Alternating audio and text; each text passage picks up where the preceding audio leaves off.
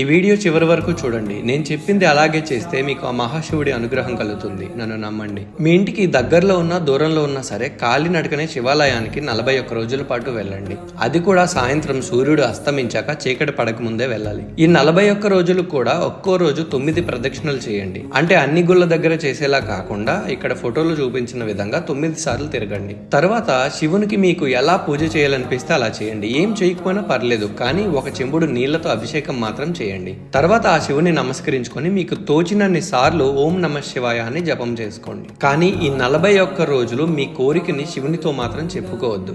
ఆయనకి మీ కోరిక ఏంటో బాగా తెలుసు. ఆలయం నుంచి ఎలాంటి ప్రసాదాలు ఇంటికి తీసుకురావద్దు. ఇంటికి మళ్ళీ కాలినడకనే తిరిగి వచ్చేయండి. అలా 41 రోజుల పాటు చేశాక ఆ శివానుగ్రహం మీపై ఖచ్చితంగా ఉంటుంది. మీ కోరిక తప్పకుండా నెరవేరుతుంది. ఓం నమ శివాయ.